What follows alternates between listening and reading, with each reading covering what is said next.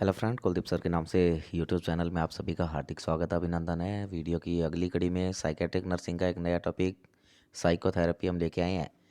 तो हम देखते हैं क्या होता है साइकोथेरेपी, कहाँ कहाँ काम में ली जाती है, कहाँ कहाँ काम में नहीं लेना होता है, पर्पस क्या रहते हैं, है ना, टाइप्स क्या क्या रहते हैं, इन सारी बातों के बारे में हम जिक्र करेंगे। तो हम बात करते हैं साइकोथेरेपी। और साइकोथेरेपी में सबसे पहले हम साइकोथेरेपी का डेफिनेशन अगर देखें तो क्या है साइकोथेरेपी। तो साइकोथेरेपी क्या है, अ, एक थेराप्यूटिक रिलेशनशिप है किसके बीच में, जो थेरापिस्ट है और क्लाइंट है, दोनों के बीच में क्या है, एक रिलेशनशिप है ना। तो अगर आपको पूछा जाए कि व्हाट इज़ साइकोथेरेपी, तो आप बताएंगे कि psychotherapy is a establishment of therapeutic relationship between therapist and client. क्या, तो क्या होता है साइकोथेरेपी। तो it is a it is a establishment of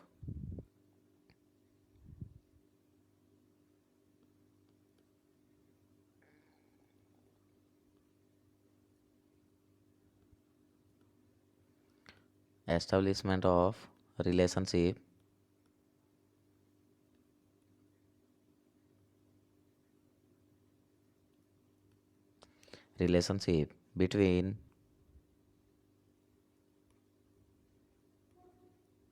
between therapist and client।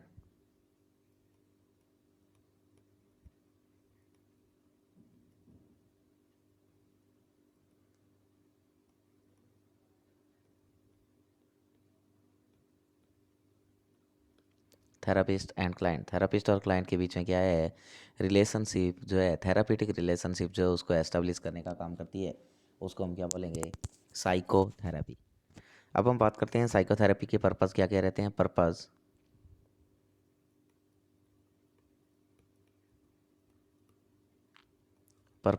और पर्पस ऑफ साइकोथेरेपी की अगर बात करें तो क्या पर्पज़ है। तो सबसे पहले अगर बात करें तो किसी पर्सन क्या कर रहा है, अब नॉर्मल बिहेवियर शो कर रहा है, तो उस बिहेवियर का कारण क्या है, अब नॉर्मल बिहेवियर शो करने का वो पता लगाना।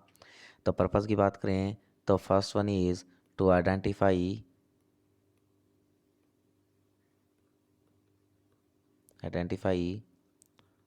Purpose of identify purpose of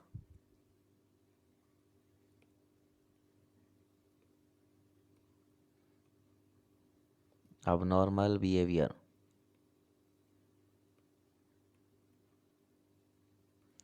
कोई पर्सन abnormal बिहेवियर शो कर रहा है, उसका शो पर्पज़ क्या है, पता करना, आइडेंटिफाई करना, यानी कि कॉज, सॉरी, पर्पज़ नहीं, कॉज, आइडेंटिफाई कॉज। कॉज क्या है उस abnormal बिहेवियर का, उसका पता लगाना, है ना। इसके अलावा जो कारण है abnormal बिहेवियर का उसको एलिमिनेट करना या रिमूव करना, है ना। उसके जो abnormal बिहेवियर है उसको का जो कोज है उस कोज को क्या करना, रिमूव करना या क्या करना, एलिमिनेट करना, रिमूव या एलिमिनेट कोज ऑफ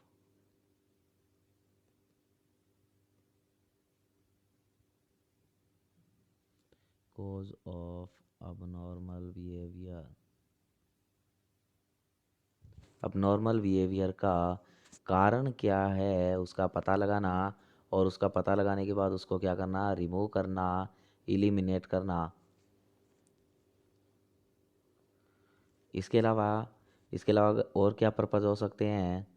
तो पर्पज़ हो सकता है, थर्ड नंबर पे बात करें तो पेशेंट को, यानी कि जो अब नॉर्मल बिहेवियर है उसका कारण हमने पता किया, फिर रिमूव किया, और उसको रिमूव करने के बाद उसका बिहेवियर जो है उसका मॉडिफिकेशन करना, है ना। क्या, तो after after remove cause of abnormal behavior,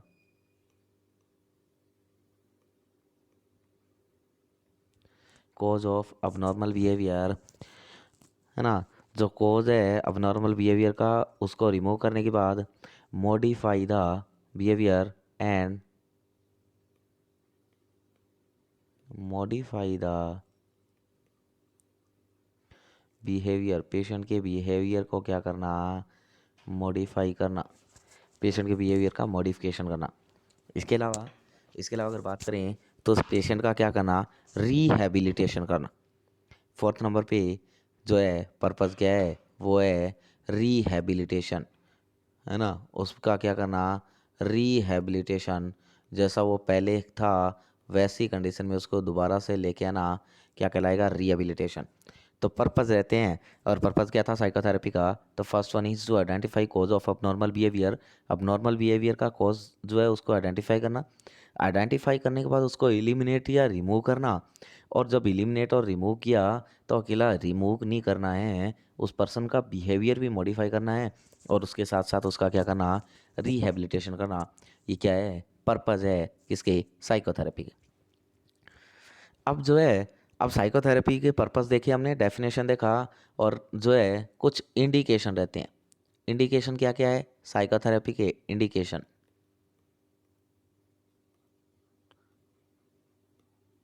indication,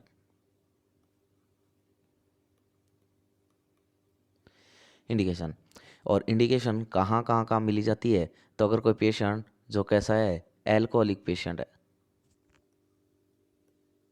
अगर कोई पेशेंट क्या है, एल्कोहलिक है, एल्कोहलिक पेशेंट में आप क्या करेंगे, साइकोथेरेपी काम में ले सकते हैं।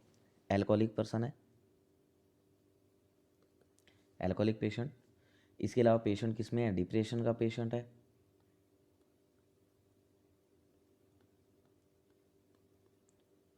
डिप्रेशन का पेशेंट है। इसके अलावा और कहाँ, तो इसके अलावा जो है न्यूरोटिक डिसऑर्डर है, किसी पर्सन को क्या हो रखा है, कोई न्यूरोसिस है ना, न्यूरोटिक डिसऑर्डर।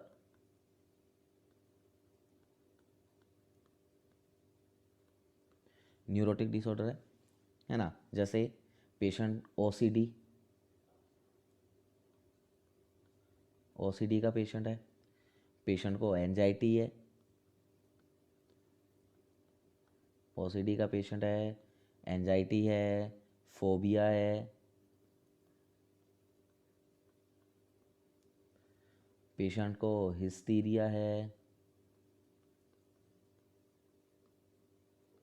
ना। इन सभी कंडीशंस के अंदर पेशेंट को आपने क्या करना है, इंडिकेटिव है कि आप क्या दोगे उसको, साइकोथेरेपी देंगे।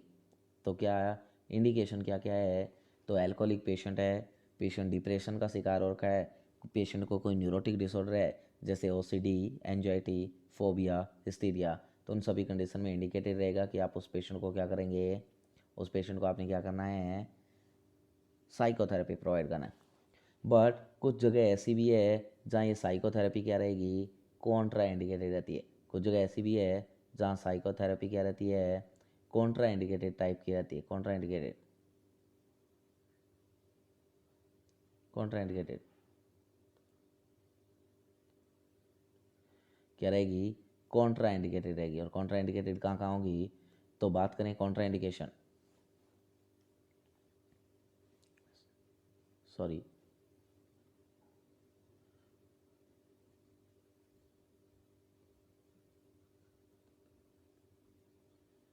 Contra indication,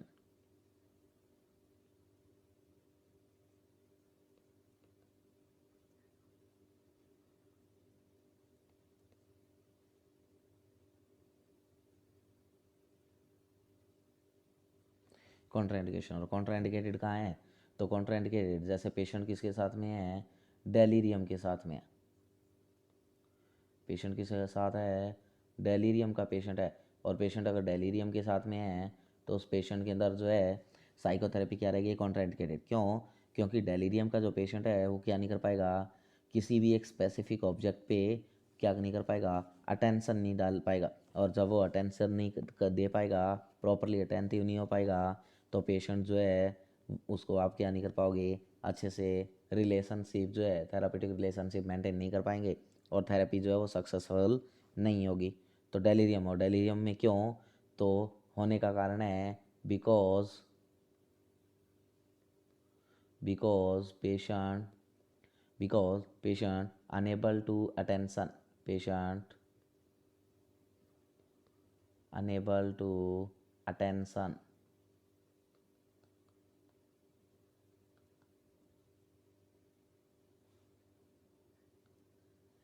sorry, unable to attention.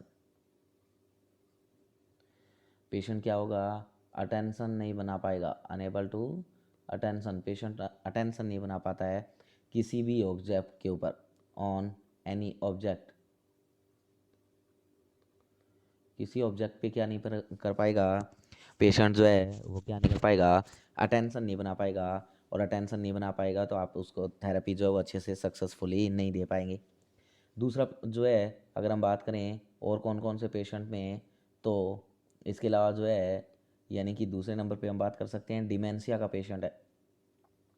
Number 2 पे हम बात कर सकते हैं डिमेंशिया,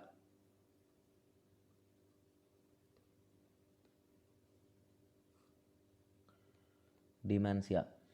और डिमेंशिया के पेशेंट में बात करें तो धीरे धीरे क्या होगा, जो उसकी मेमोरी है वो क्या होती रह जाएगी, इम्पेयर होती जाएगी, और पेशेंट की लर्निंग जो है वो क्या हो जाएगी, डेफिसिट हो जाएगी, है ना। तो इस कंडीशन में पेशेंट जब लर्न ही नहीं कर पाएगा, लर्निंग डेफिसिट होगी, तो आप उसको कुछ सिखा नहीं पाएंगे, बता नहीं पाएंगे, तो पेशेंट डिमेंशिया का जो पेशेंट है उसमें आप क्या नहीं कर पाएंगे, साइकोथेरेपी नहीं दे पाएंगे। तो अगर क्या हो रहा है, प्रोग्रेसिव जो है यानी कि डिमेंशिया, और डिमेंशिया में होगा क्या, तो डिमेंशिया में लगातार धीरे धीरे प्रोग्रेसिव मेमोरी जो है उसका क्या होता रहता है, इम्पेयरमेंट होता रहता है। तो क्या होगा, progressive impairment of memory, progressive impairment of memory.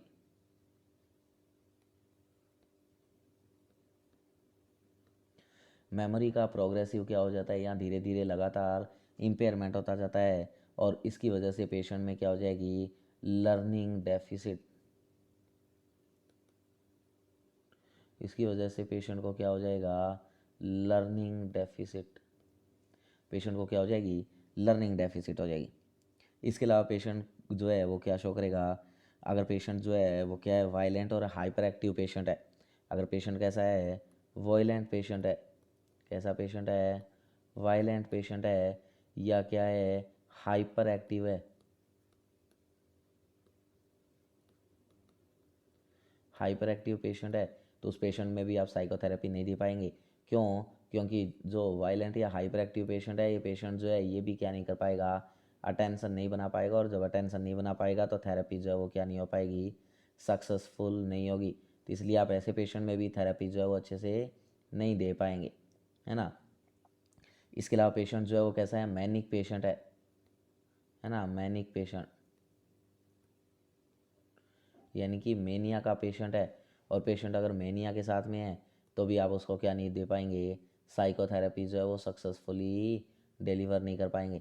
इसके अलावा पेशेंट जो है इसके अलावा कुछ ऐसे पेशेंट है जिनके अंदर थेरेपी जो है वो लेस इफ़ेक्टिव होती है, दे तो पाते हैं पर लेस इफ़ेक्टिव होती है। जैसे किन किन पेशेंट में लेस इफ़ेक्टिव कहाँ कहाँ होगी, तो उन पेशेंट की अगर बात करें लेस इफ़ेक्टिव, तो किन किन में, जैसे पेशेंट किसका है, एमआर का पेशेंट है, किसका पेशेंट है, एमआर का पेशेंट है। उस कंडीशन में आप पेशेंट को साइकोथेरेपी दे तो सकते हो, पर पेशेंट को जो है वो थेरेपी जो है वो अच्छे से इफेक्टिव ही नहीं होगी, है ना। तो फिर मेंटली रिटार्डेड जो पेशेंट है उसमें एक ऐसी थेरेपी दी जाए, तो एमआर जो पेशेंट होता है उनके अंदर हम क्या करते हैं, उनके अंदर एक स्पेसिफिक थेरेपी देते हैं, और उस थेरेपी का नाम होता है रिस्पॉन्स सैपिंग थेरेपी, जो कि बहुत इंपॉर्टेंट चीज़ रहती है, जिस थेरेपी का नाम है रिस्पॉन्स सेपिंग थेरेपी, थेरेपी का नाम है रिस्पॉन्स सेपिंग थेरेपी, थेरेपी का नाम क्या है, रिस्पॉन्स सेपिंग थेरेपी। इंपॉर्टेंट थेरेपी रहती है, ध्यान रखिएगा। एमआर के बच्चे के अंदर अगर आप साइकोथेरेपी देंगे तो वो इतनी ज़्यादा इफ़ेक्टिव नहीं होगी, दे तो सकते हैं, मना नहीं है, पर इफ़ेक्टिव नहीं होती है, लेस इफ़ेक्टिव होती है। तो इसलिए जो एमआर का बच्चा होता है उसमें हम कैसी थेरेपी देते हैं, रिस्पॉन्स सेपिंग थेरेपी देते हैं। नेक्स्ट अब हम बात करते हैं टाइप, साइकोथेरेपी के कुछ टाइप रहते हैं, और टाइप क्या क्या है, टाइप के बारे में बात करते हैं। और टाइप के बारे में बात करें तो काफ़ी सारी टाइप्स की क्या रहती है, साइकोथेरेपी रहती है, जिनमें एक है ग्रुप साइकोथेरेपी। कौन कौन से टाइप है अगर बात करें, तो एक होता है ग्रुप साइकोथेरेपी, एक होता है ग्रुप साइकोथेरेपी, है है ना। एक होता है ग्रुप साइकोथेरेपी, एक होती है इंटरपर्सनल साइकोथेरेपी। क्या? Interpersonal psychotherapy. इंटरपर्सनल साइकोथेरेपी, एक हुआ ग्रुप थेरेपी, एक हुआ इंटरपर्सनल साइकोथेरेपी। इसके अलावा एक होती है मिलियू थेरेपी, एक होती है मिलियू थेरेपी।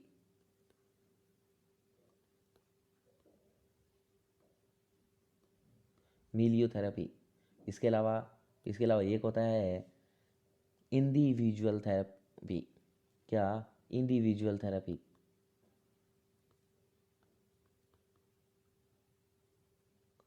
इंडिविजुअल थेरेपी,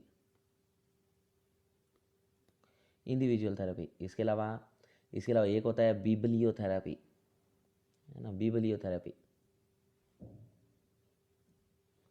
एक होती है बिब्लियोथेरेपी।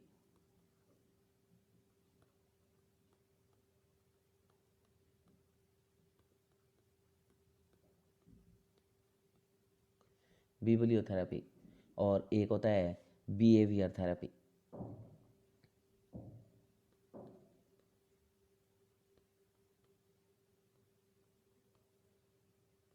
तो टोटल 6 टाइप्स की हमारी साइकोथेरेपी पढ़ेंगे हम। एक होता है group psychotherapy, interpersonal psychotherapy, milieu psychotherapy, biblio psychotherapy, individual psychotherapy and behaviour psychotherapy, है ना। तो टोटल 6 टाइप्स की साइकोथेरेपी हमारी। सबसे पहले हम बात करते हैं क्या? Group psychotherapy. फर्स्ट इज, एक नंबर पे है और उसका नाम है ग्रुप साइकोथेरेपी।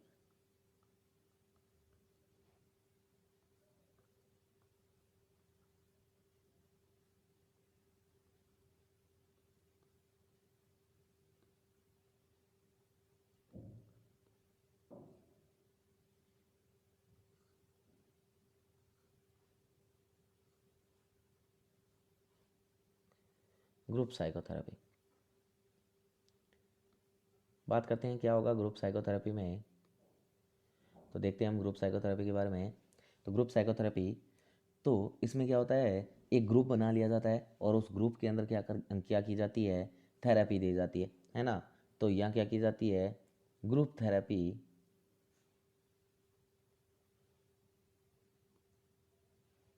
क्या होगा, तो जो ग्रुप थेरेपी है, ग्रुप थेरेपी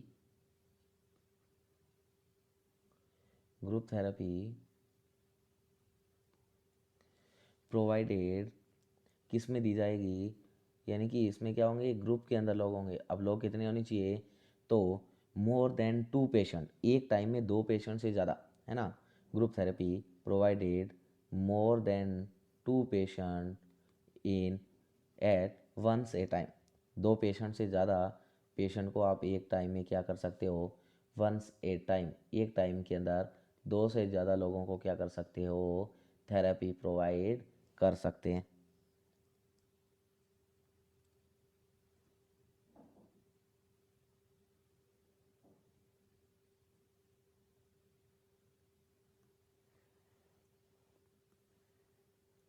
एक टाइम में 2 से ज़्यादा लोगों को। अब कितने, तो नंबर कितने हो सकते हैं, तो नंबर की बात करें तो 8 से लेके 15 लोग, है ना। टोटल पर्सन कितने हो सकते हैं इस थेरेपी में, तो टोटल जो पर्सन है वो 8 to 15, कितने, 8 to 15, यानी कि 8 से लेके 15 लोगों को एक साथ क्या दी जा सकती है, थेरेपी। 15 से ज़्यादा नहीं होनी चाहिए। अगर मोर देन 15 हुए तो थेरेपी जो है वो क्या नहीं होगी, इफ़ेक्टिव नहीं होगी। एवरेज बात करें, एवरेज, तो एवरेज आप कितने लोगों को, 10 पर्सन को एक साथ ये थेरेपी दे सकते हो। किसने दी थी ग्रुप साइकोथेरेपी, इंट्रोड्यूस किसने किया, ग्रुप साइकोथेरेपी किसने दिया, इंट्रोड्यूस भाई, इंट्रोड्यूस भाई, तो किसने दी, तो देने वाले जो साइंटिस्ट थे उनका नाम था जोहन प्रैट। कौन थे, जॉन प्रैट नाम के एक साइंटिस्ट थे जिन्होंने क्या किया, ग्रुप साइकोथेरेपी को डिस्कवर किया। किस किस पर्सन में इंडिकेटेड है ये, कौन कौन से पेशेंट में देते हैं, इंडिकेटेड कहाँ कहाँ है, ऐसी अगर बात करें तो इंडिकेटेड है अगर पेशेंट क्या है, एल्कोहलिक पेशेंट है ना, एल्कोहलिक पेशेंट है,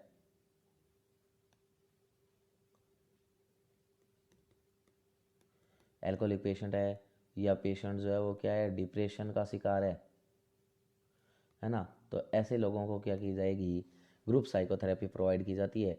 जो पेशेंट अल्कोहलिक होते हैं, जो पेशेंट डिप्रेसिव होते हैं, उनके अंदर क्या करते हैं हम, ग्रुप साइकोथेरेपी देते हैं। उनके अंदर क्या करते हैं, ग्रुप साइकोथेरेपी प्रोवाइड की जाती है। अब इस थेरेपी के एडवांटेज क्या है, फ़ायदे क्या है, बेनिफिट क्या है, थेरेपी के बेनिफिट क्या, बेनिफिट है कि 8 से 10 लोगों को एक साथ बिठाओ और उनको जो है साथ में सारी चीज़ें थेरेपी दी जाए। तो फ़ायदा है कि ये टाइम सेविंग है। क्या होगा, टाइम सेव होगा। सबसे बड़ा फ़ायदा टाइम सेविंग। क्या, टाइम सेविंग, टाइम सेविंग। इसके अलावा क्या होती है, लीडरशिप एबिलिटी भी यहाँ क्या होगी, डेवलप होगी।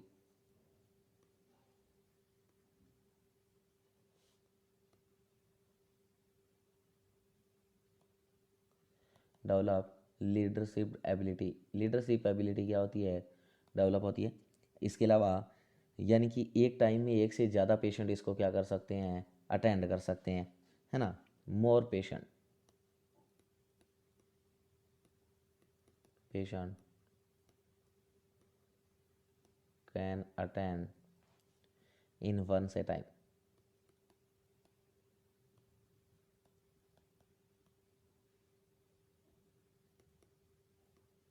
एक टाइम में एक से ज़्यादा मरीज़ क्या कर सकते हैं, इसको अटेंड कर सकते हैं। ये फ़ायदे हैं इसके। पर इसका डिसएडवांटेज, नुकसान क्या है ना, लॉस क्या है, डिसएडवांटेज क्या है, डिसएडवांटेज। तो डिसएडवांटेज की बात करें तो जो थेरापिस्ट है वो क्या नहीं कर पाता है, प्रत्येक पेशेंट पे फोकस नहीं कर पाता है। तो इसका डिसएडवांटेज क्या है, तो सबसे बड़ा डिसएडवांटेज है therapist not focus on each patient. Therapist क्या नहीं कर पाएगा, प्रत्येक पेशेंट पे फोकस नहीं कर पाएगा। Not focus on each patient, प्रत्येक पेशेंट पे फोकस नहीं कर पाता है थेरापिस्ट, प्रत्येक पेशेंट का ध्यान नहीं रख पाएगा,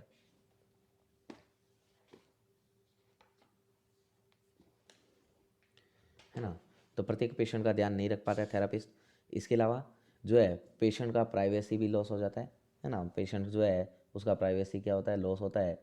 तो लीकेज ऑफ प्राइवेसी, प्राइवेसी क्या हो जाएगी, लीक हो जाएगी। पेशेंट की प्राइवेसी का क्या होता है, लीकेज होता है। क्या होगा, पेशेंट की प्राइवेसी, और प्राइवेसी का क्या हो रहा है, leakage, leakage of privacy. Privacy का क्या होता है, लीकेज होता है ना। इसके अलावा पेशेंट को क्या होगा, डर होगा कि उसकी जो लीकेज है, यानी कि किसका पर्सनल और सीक्रेट इन्फॉर्मेशन जो है वो क्या ना हो जाए, लीक ना हो जाए। तो पेशेंट डरता है ना।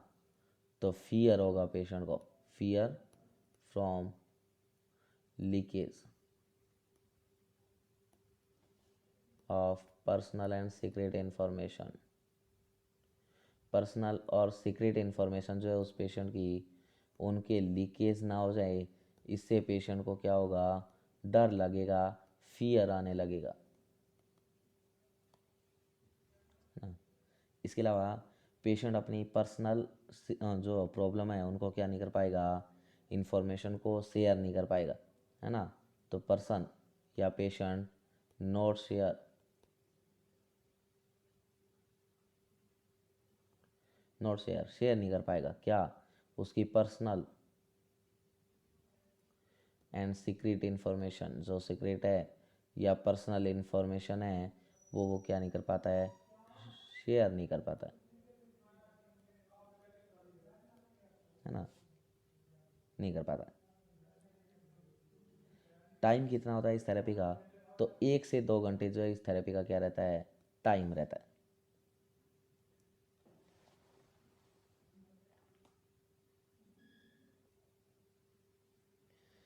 नेक्स्ट अब हम बात करें कि ग्रुप थेरेपी के फर्दर जो है वो टाइप जो रहते हैं, कितने टाइप की होती है ग्रुप थेरेपी, ग्रुप थेरेपी के types. Next, type of group therapy.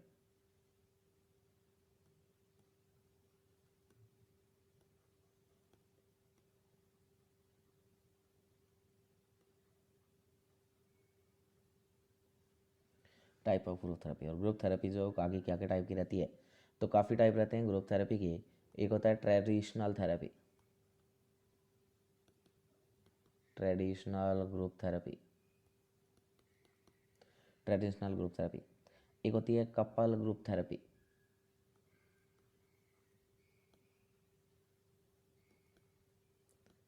Couple group therapy. एक होता है adjuvant group therapy,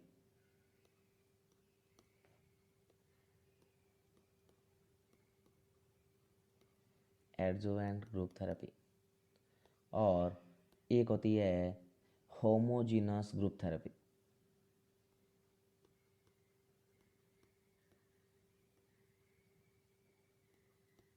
homogeneous group therapy. तो चार तरीके रहते हैं आगे ग्रुप थेरेपी के, आगे चार टाइप है फर्दर। एक होता है ट्रेडिशनल ग्रुप थेरेपी, एक होता है कपल ग्रुप थेरेपी, एक होती है एडजुवेंट ग्रुप थेरेपी, और एक होती है होमोजीनस ग्रुप थेरेपी। तब हम बात करते हैं वन बाय वन इनके बारे में, इनमें फर्दर क्या क्या जो है स्पेसिफिकेशन रहता है। तो सबसे पहले हम बात करेंगे किसके बारे में, एक नंबर पे जो हमारा थेरेपी आता है, और उस थेरेपी का नाम है क्या, traditional group therapy. Number one is traditional group therapy.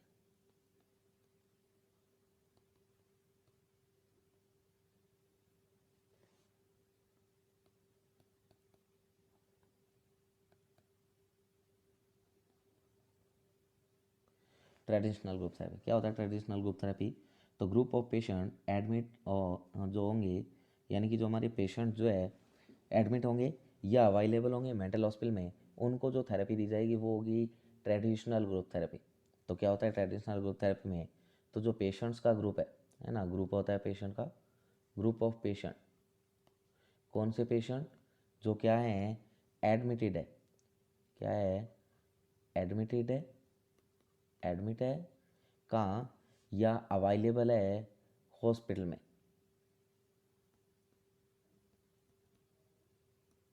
Admit है या अवेलेबल है कहाँ, मेंटल हॉस्पिटल में, उन लोगों को इकट्ठा करके जो थेरेपी दी जाएगी वो कहलाएगी ट्रेडिशनल ग्रुप थेरेपी। क्या, ट्रेडिशनल ग्रुप थेरेपी। जैसे डिप्रेशन के पेशेंट है ना, एग्जाम्पल डिप्रेशन के पेशेंट है, तो डिप्रेशन के पेशेंट में कैसी थेरेपी दी जाती है, ट्रेडिशनल ग्रुप थेरेपी। इसी तरीके से दो नंबर पे हमारा है homogeneous group therapy. Second one is homogeneous group therapy.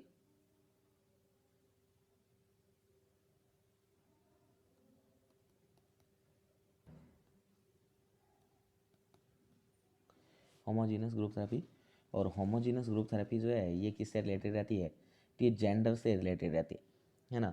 किससे रिलेटेड है, तो रिलेटेड टू जेंडर,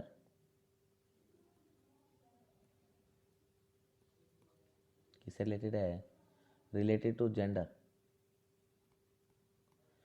जेंडर से रिलेटेड है। जैसे ओनली मेल है,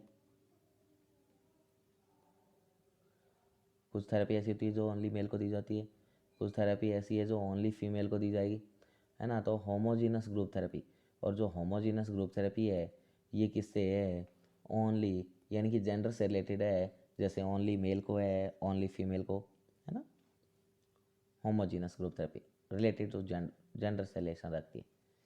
एक है ग्रुप सॉरी कपल थेरेपी, एक हमारी रहती है क्या, कपल थेरेपी, या आप कह सकते हो couple group therapy, couple group therapy. और कपल ग्रुप थेरेपी जो है ये किसके अंदर दी जाती है, तो give to husband and wife, किसको दी जाएगी, हस्बैंड और वाइफ,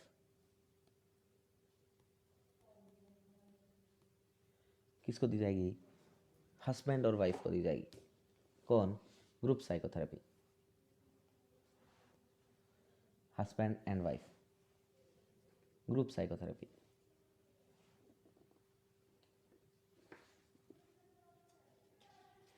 है ना, group psychotherapy husband wife. Next जो है वो हमारी है एडजुवेंट थेरेपी। नेक्स्ट थेरेपी का नाम है एडजुवेंट थेरेपी।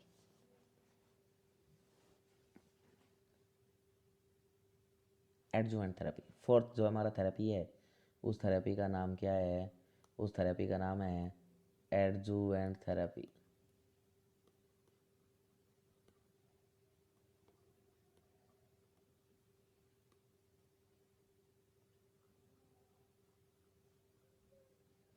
एडजुवेंट थेरेपी क्या होता है एडजुवेंट थेरेपी में?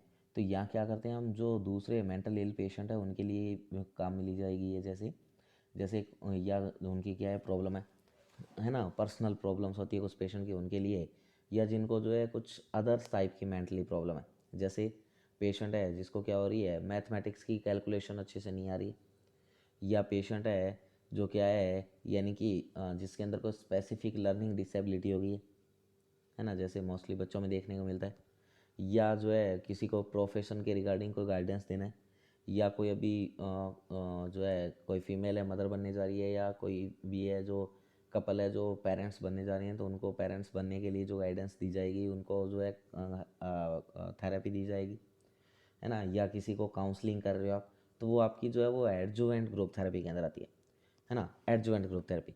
तो होता क्या है एडजुवेंट ग्रुप थेरेपी में? तो बात करें एडजुवेंट ग्रुप थेरेपी, तो क्या होगा एडजुवेंट ग्रुप थेरेपी में? तो adjuvant group therapy,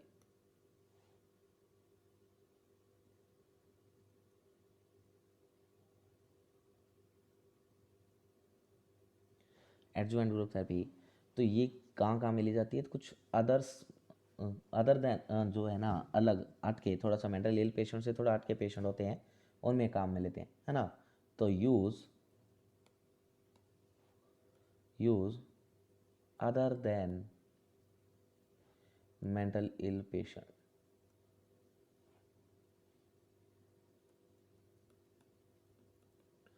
mental ill patient से अलावा जो पेशेंट है उनके अंदर ये क्या की जाएगी, काम में ली जाएगी, या आप कह सकते हो कि जिनको कुछ पर्सनल प्रॉब्लम होती है ना,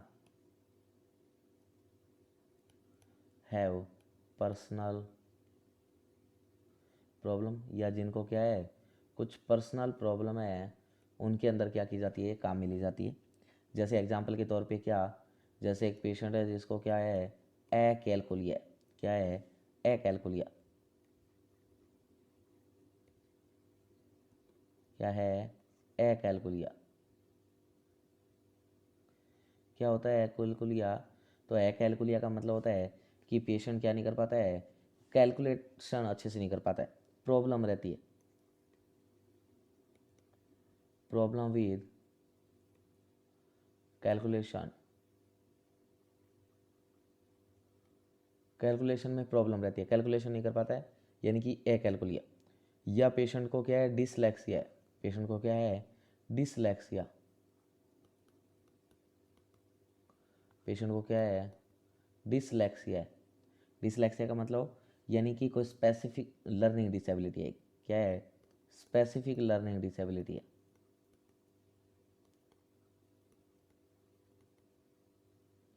स्पेसिफिक लर्निंग डिसेबिलिटी,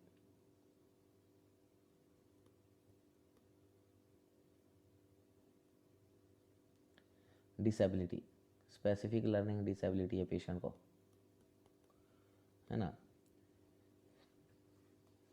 किसमें, पढ़ने में, इन रीडिंग, इन रीडिंग, पढ़ने में स्पेसिफिक लर्निंग डिसेबिलिटी आ रही है, उसको बोलते हैं हम डिसलेक्सिया। जैसे मोस्टली किसमें देखने मिलती है, बच्चों में, मोस्टली,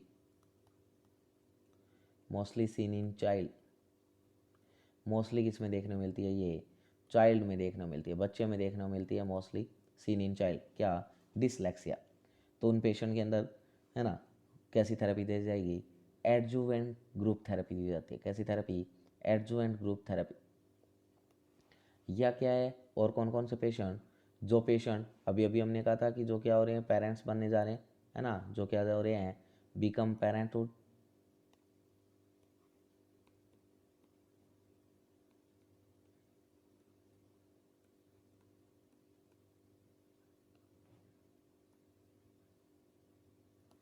बिकम पेरेंटहुड जो पेरेंट्स बन रहे हैं, या जिनको कोई प्रोफेशन से रिलेटेड गाइडेंस चाहिए, है ना, गाइडेंस फॉर प्रोफेशन, प्रोफेशन से रिलेटेड गाइडेंस,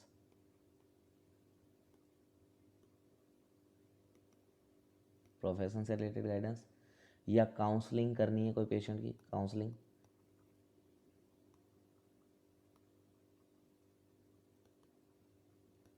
क्या करना है, काउंसलिंग करना है। तो उन पेशेंट के अंदर क्या करना होगा आपको, उन पेशेंट के अंदर आप कैसी थेरेपी देते हो, एडजुवेंट ग्रुप थेरेपी दी जाती है। तो ये हमने साइकोथेरेपी जो है, उस साइकोथेरेपी का थोड़ा हमने ओवरव्यू देखा, और ओवरव्यू देखने के बाद अब थोड़ा सा हम इसको रिपीट कर लेते हैं, साइकोथेरेपी को थोड़ा स्टार्ट से देखते हैं क्या है साइकोथेरेपी।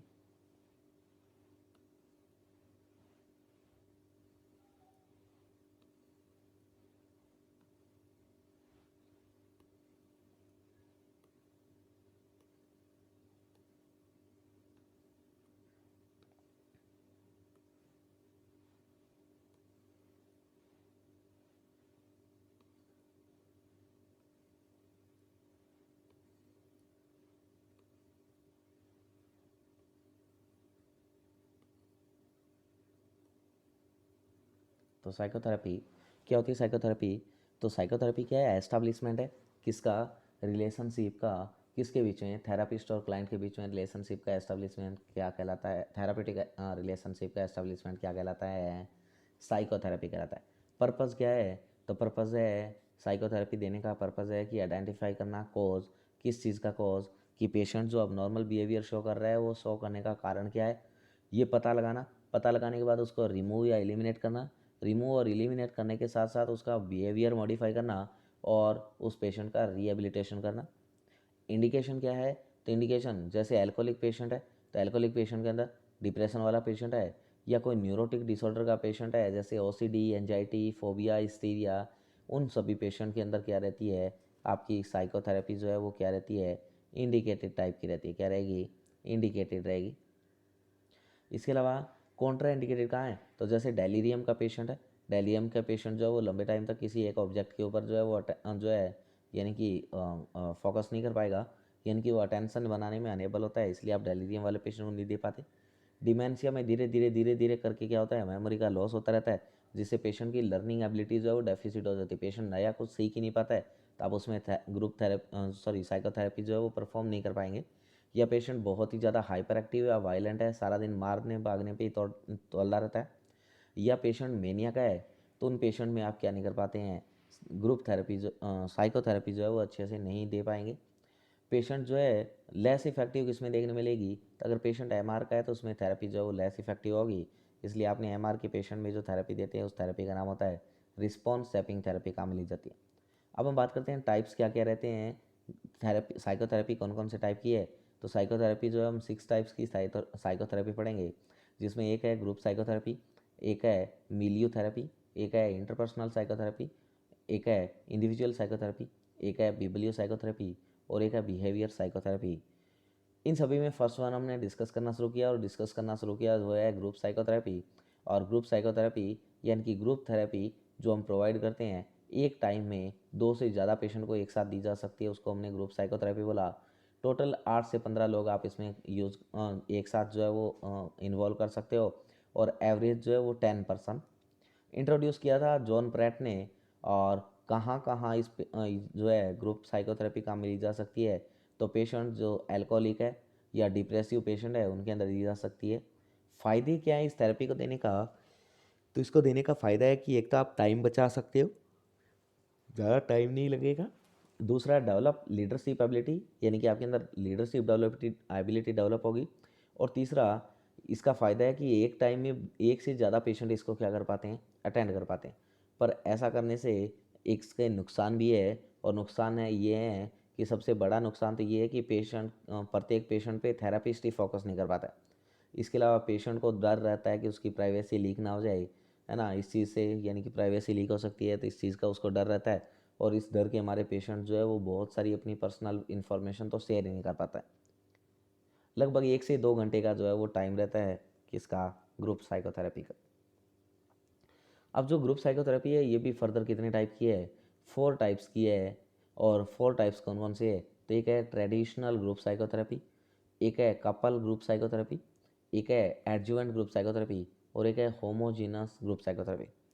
ट्रेडिशनल ग्रुप साइकोथेरेपी यानी कि इसमें जो पेशेंट का ग्रुप है वो कौन सा होगा, जो पेशेंट हमारे हॉस्पिटल में, जो हमारा मेंटल हॉस्पिटल है उसके अंदर एडमिट है, अवेलेबल है, वो पेशेंट जो है उनको जो थेरेपी दी जाएगी वो ट्रेडिशनल ग्रुप थेरेपी, जैसे एग्जांपल डिप्रेशन के पेशेंट है। दूसरी है होमोजीनस ग्रुप थेरेपी, जो जेंडर से रिलेशन रखती है, जैसे ओनली मेन है ओनली फीमेल है उनको दी जाएगी। एक होती है कपल ग्रुप साइकोथेरेपी, और कपल ग्रुप साइकोथेरेपी कपल के अंदर दी जाती है, जैसे हस्बैंड वाइफ को थेरेपी दी जाएगा। और एक है एडजुवेंट ग्रुप साइकोथेरेपी, और एडजुवेंट ग्रुप साइकोथेरेपी कुछ अलग थोड़ा हट के जो मेंटली इल पेशेंट्स है उनको काम मिली जाती है, या जिनकी कुछ पर्सनल प्रॉब्लम है उनको हम क्या करते हैं, साइकोथेरेपी देते हैं। जैसे पेशेंट एक्वेलकुलिया, यानी कि मैथमेटिक्स की कैलकुलेशन नहीं कर पा रहा है। इसके अलावा एक कंडीशन है डिसलेक्सिया, यानी कि पेशेंट में क्या है, कोई स्पेसिफिक लर्निंग डिसेबिलिटी है रीडिंग के अंदर, जैसे मोस्टली एक इसमें देखने मिलती है बच्चों के अंदर, है ना। या पेशेंट जो है वो पेरेंटहुड बनने जा रहे हैं, या जो है किसी को कोई गाइडेंस चाहिए प्रोफेशन से रिलेटेड, या पेशेंट को क्या चाहिए, काउंसलिंग लेना है, तो ये सारी की सारी जो है ये किसके अंडर आती है, एडजुवेंट साइकोथेरेपी के अंडर आती है। तो ये हमारी क्या है, ग्रुप साइकोथेरेपी। नेक्स्ट हम पढ़ेंगे इंटरपर्सनल साइकोथेरेपी, जो हम पढ़ेंगे नेक्स्ट वीडियो के अंदर। वीडियो अगर आपको पसंद आया हो तो लाइक करना, शेयर करना और चैनल को सब्सक्राइब करना ना भूलें। So please, thank you so much.